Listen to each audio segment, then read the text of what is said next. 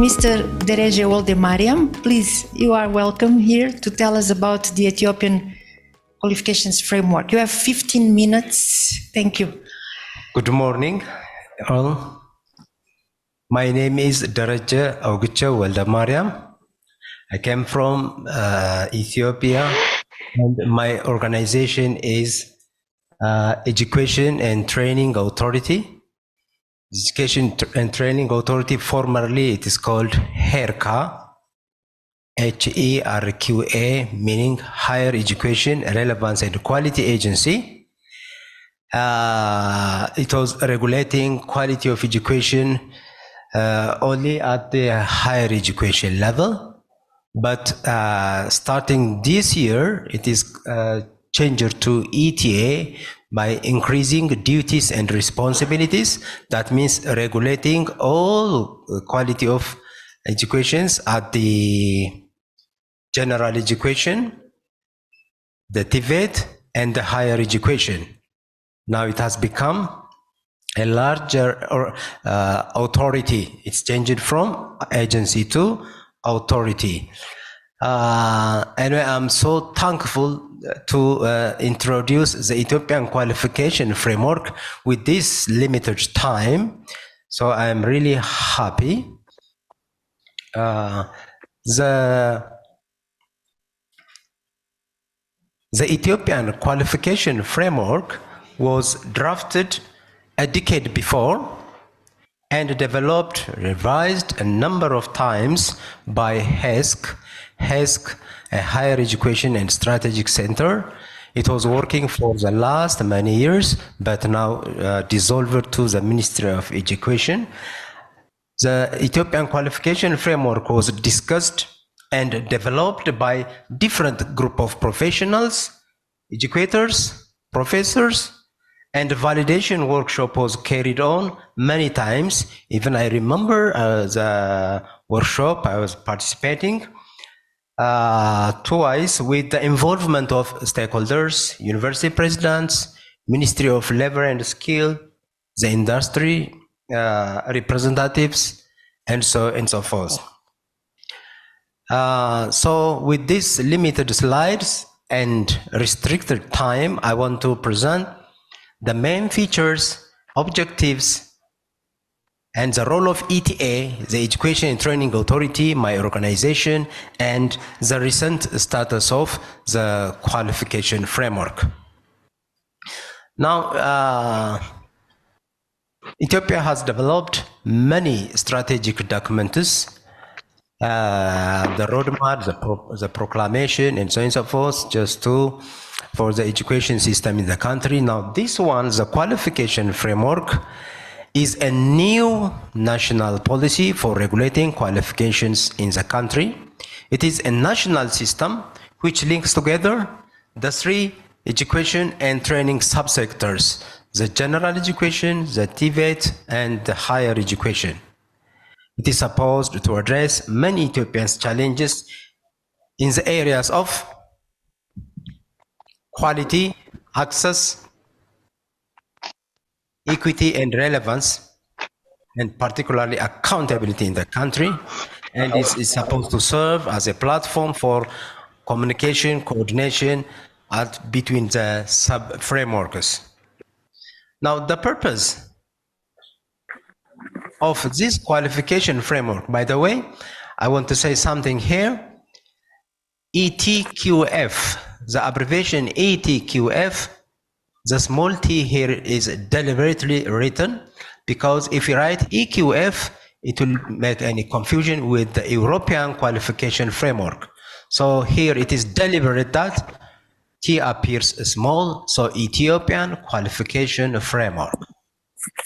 So the purpose of this framework is to establish a national standard of knowledge, skills, and wider competencies to ensure the relevance of qualifications to, I think this one is disturbing me. Okay, let me do it like this. I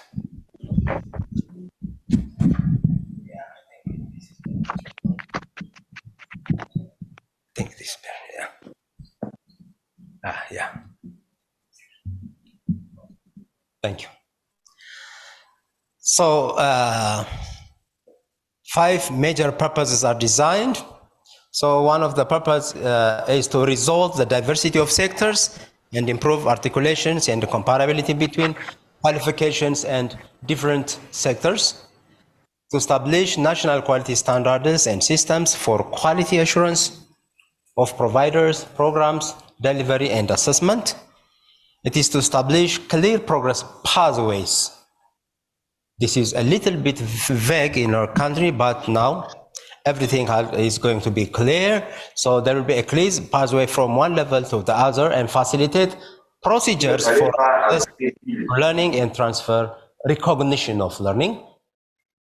It provides a means to benchmark qualifications.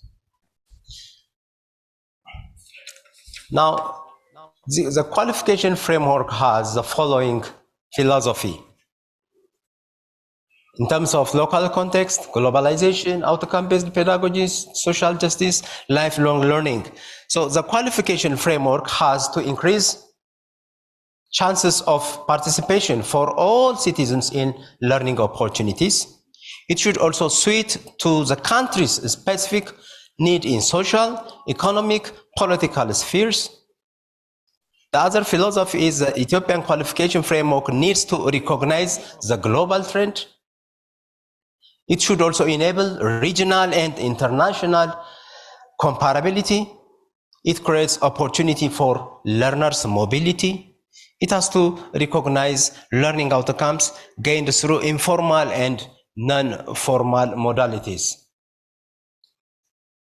Objective for the interest of time, I have already said this in one or the other in the purpose. This is the structure of the qualification framework. In this structure, there are 8 levels. Now, as you know, countries have 10 levels, some has 9 levels. Here, the Ethiopian qualification is supposed to have 8 levels. Why 8? Nothing special, because we are using the already existing qualifications. The PhD has come to be the highest level in the country, which is level 8. Coming to it, the postgraduate is the next level, level 7. The master's degree, bachelor degree is at level 6. And here, the green area is given for TVET qualifications. Already they are under implementation. Okay, so what is new here in this qualification framework is level 1. It means any student that has completed grade 12 is given level 1 just by default, because curriculums are already vocationalized. That means at each step he's learning a vocational concept. So therefore, any completer of grade 12 by default will be given level 1.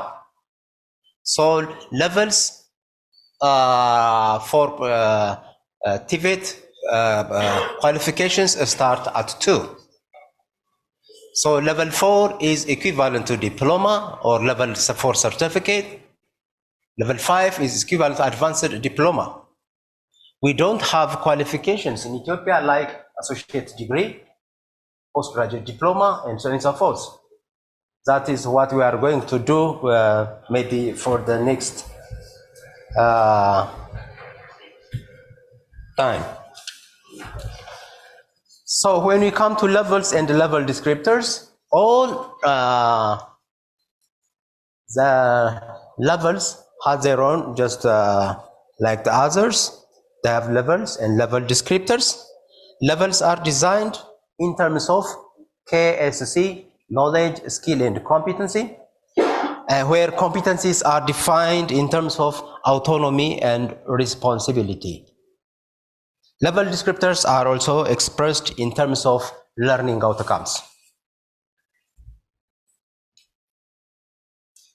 So this is an example. For example, for level 6 descriptors, a student that has a level 6 qualification or a degree qualification will supposed to have this competency,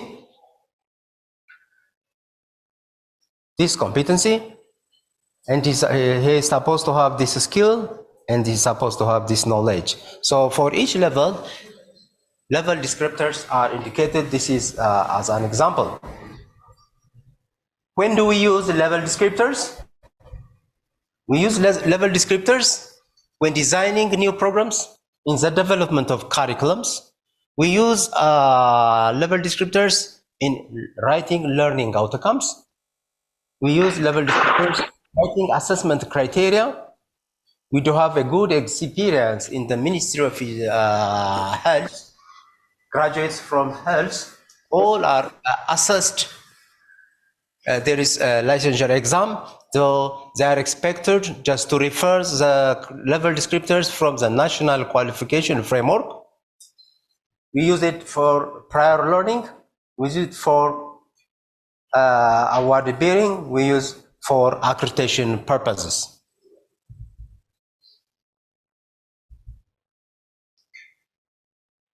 So there are guiding principles for the qualification framework. The first is just all qualifications has to be registered. There will be inventory of qualifications nationally, internationally. Okay. We'll have again, the other principle is we use qualifications for standard setting. We use a qualification for quality assurance. I'm doing this just for the interest of time. So we use the fourth guiding principle is that every assessment has to refer the Ethiopian qualification framework. There will be also credit arrangement and pathway.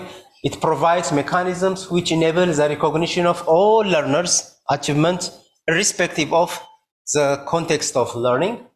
It establishes eligibility to apply for entry into a higher level or same level programs, be developed based on a gap analysis of the learning outcomes of the two qualifications to bridge gaps, and so on and so forth. And the last guiding principle may be awarding. Certification document is used to consistently across the education and training sectors. Finally, what will be the role of ETA, the Education and Training Authority? This is my organization. So, the Ethiopian qualification framework, I can say it was overcooked. It was developed and revised for more than 10 years. It was not implemented. The main reason was there was no governing body which overtakes the implementation of the framework. But now, ETA will be the apex body for the governance and implementation of the qualification framework. ETA is chosen because it is established to regulate the quality of the country or the education at each level. An implementation regulation will be approved by the Council of Ministers of the effective implementation. So currently, the Amharic version of the document is at the hand of the Council of Ministers. We expect it will be approved. After the approval, we can say hopefully we are in the track to implement it. Yesterday, I heard a statement that impressed me. Do not wait for perfection. National qualification framework is always in development. So we are going to implement it with all of its limitations. Thank you.